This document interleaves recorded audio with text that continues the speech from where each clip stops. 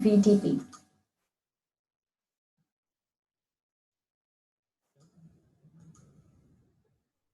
VTP stands for VLAN Trunking Protocol. VTP is a Cisco proprietary protocol, is used to share the VLAN configurations with multiple switches. So the main purpose of using VTP, VLAN Trunking Protocol, is to propagate VLAN IDs automatically. If you have a large network, large number of hosts are there, you have to create multiple VLANs, you have to bind multiple interfaces to the VLAN, right?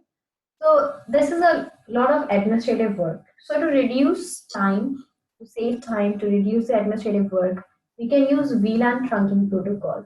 By that, what we do is, if we have multiple switches connected together, let's say, and multiple hosts are connected further, so we have to go to each and every switch one by one and create VLAN. So instead of that, what we can do is just enable VTP on all the switches, and one switch is configured as a server and others as client.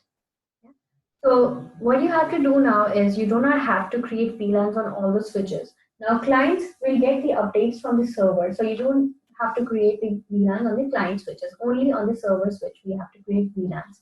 So whatever VLANs you create on the server is automatically propagated on all the client switches. But the interfaces can be different on different VLANs, on different switches as well. So that is not propagated. Only the VLAN numbers and VLAN names are propagated automatically. The interfaces is manually decided. So the information will be passed only if switches connected with fast Ethernet or high ports. That is one condition with VTP. With Ethernet ports, VTP doesn't work. With fast Ethernet or high ports. One note is switches should be configured with same domain. That's called a VTP domain. When you configure VTP, first thing you have to do is a VTP domain. So you have to create a VTP domain, and the domain name must be the same on all the switches within the same network. Domains are not case sensitive, so it should be the same name. Then there are three modes of VTP. First is the server mode. In the server mode, a switch configured in server mode can add, modify, and delete VLANs. So you can do the changes, the modifications, creating VLANs, deleting VLANs on server switch.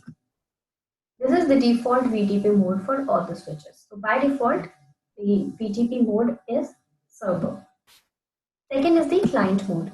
In the client mode, a switch configured in client mode cannot add, modify, or delete VLAN. It only relies on the updates from server. So whatever it's configured or changes are made on the server is automatically updated on the client. But on the client, you cannot add, modify, or delete VLANs.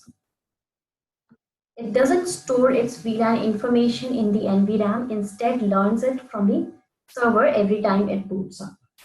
So it is not saved in its NVRAM, the VLAN configuration, it is learned from the server every time. First thing I want to tell you is when you configure VLANs, the VLANs are stored in flash memory. From the flash, they are stored into the NVRAM when you save the configuration. In the VTP domain, what happens when you create VLANs on the server? They are added on the server, and when you save, they goes into the NVRAM of the server switch. But on the client, it is not saved into the NVRAM. It learns from the server on the boot up. Transparent mode. In the transparent mode, a switch configured in transparent mode can add, modify, and delete the VLAN configurations. The changes in one transparent switch will not affect any other switch. So transparent mode, the third mode of VTP, is the independent mode. So it is independent from the updates from server. So if let's say you have a domain in which there are 10 switches, you want one switch as a server, 8 as client, and 1 as transparent switch, because on that transparent switch you do not want any updates from the server. You want to keep it as independent. You want a different VLAN database on it, a different configuration on it. So for that, what you can do is you can configure that switch as transparent switch and rest as server and client. Then there are the VTP messages that are used to exchange these information. First is advertisement request. Second, subset advertisement. Third, summary advertisement. Yeah. Okay. So these are the three different VTP messages: advertisement request, subset advertisement, and summary advertisement. So advertisement request is sent by the client switches. Client switches, when they are in the VTP domain, they find the server switch by the configuration, by the VTP configuration. So they find that which is the server switch, and they send a advertisement request to the server so that they can get the update from the server. Subset advertisement is sent by the server. The server switch send the updates of the VLANs. The VLAN database is sent by the server switch, and the message is called subset advertisement. Then the summary advertisement. Summary advertisement is sent by the server again, which is periodic. Yeah. So every 5 minutes, the server switch sends the updates to the clients, to all the clients. That is called summary advertisement, which is periodic. Whereas subset advertisement, which is sent by the server, is not periodic, it's triggered whenever there is any change. And request advertisement is sent by the client to get the update.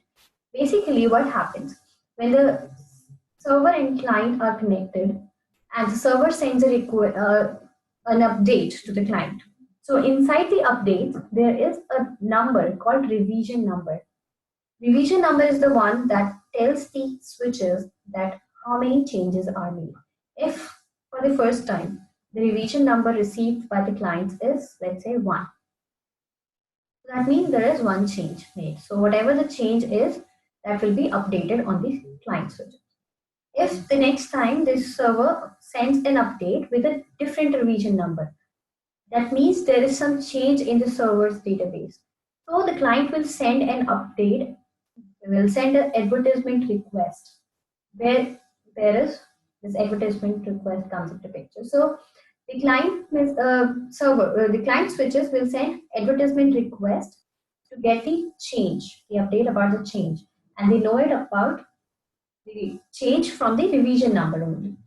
Every change makes the increment of 1 to the revision number. So whenever a VLAN is added or deleted or any modification is done on the server switch, the revision number increments to 1. Yeah, so this is how the clients will know that there is some change in the VLAN database, and they send request. In response to the request, the server sends subset advertisement, and summary advertisement is periodic. Every 5 minutes, the server sends the updates about the VLAN database. Now let's see how VTP works.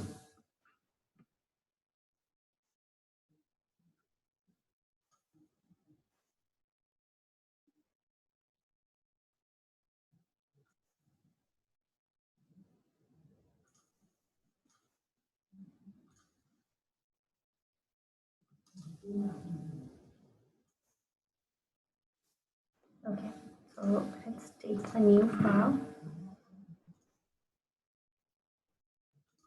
And for this lab, we will just take 2 switches.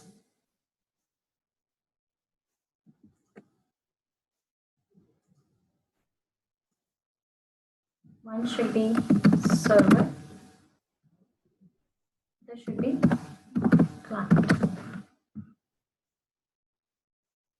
So we are going to configure VTP here. For VTP, the first thing you have to configure is a VTP domain.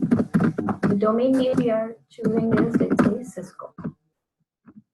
Then VTP password, this is optional, you can, or you can also configure VTP without password, but if you want to configure passwords for security reason, you can configure a password, and the passwords and VTP domain name both must be same.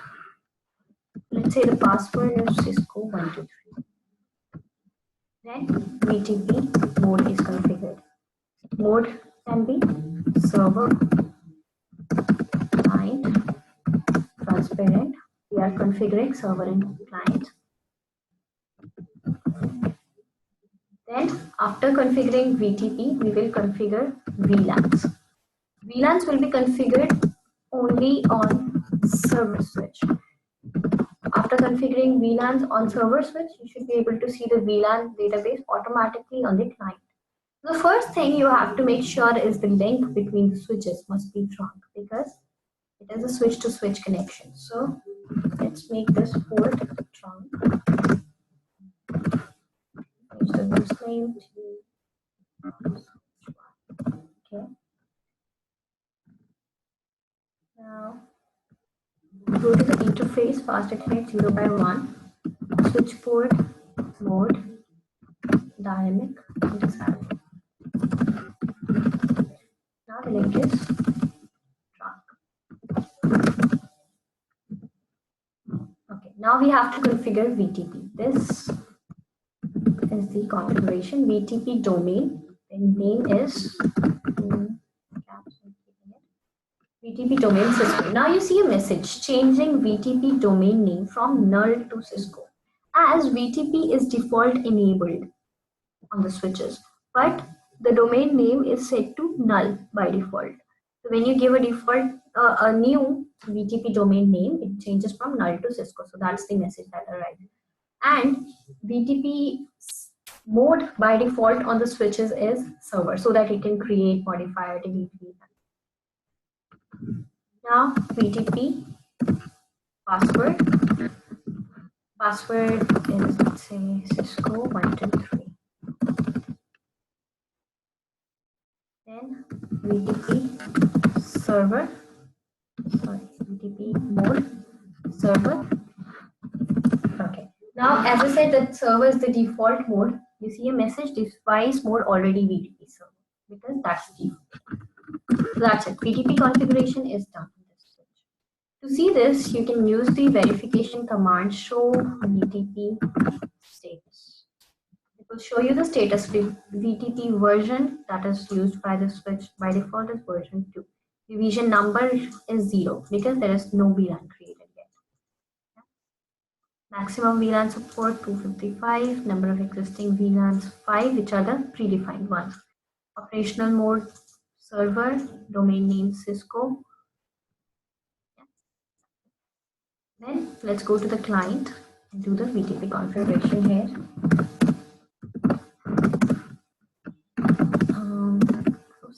Let's change to switch to go to the interface, fast Ethernet 0x1, assuming that it's not in trunk mode. So switch port mode, dynamic, hot.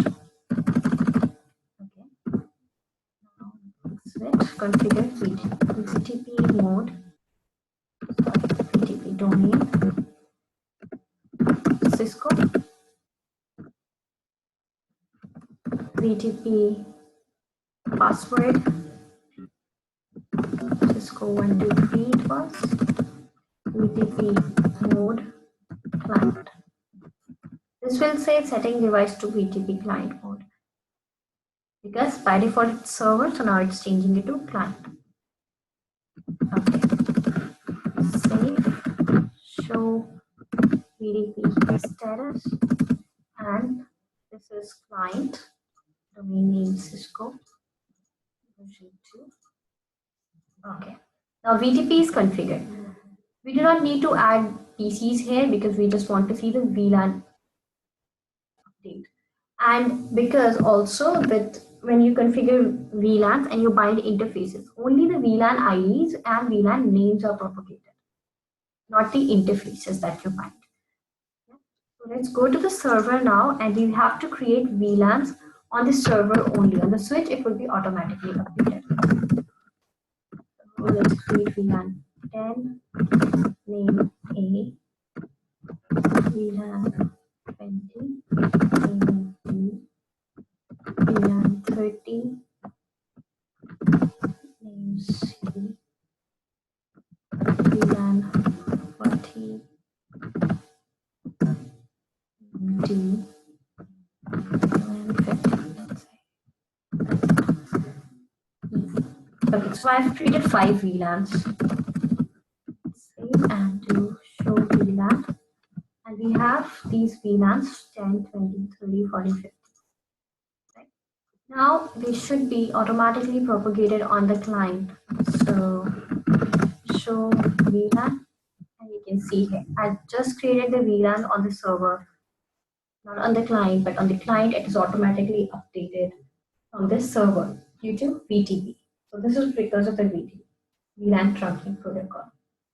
This is how we configure VTP, and this is how it works. This is the main purpose, that you want to reduce time and administrative work if you have a large number of hosts or servers or switches to configure. So in that case, we can configure VTP and the administrative work is reduced.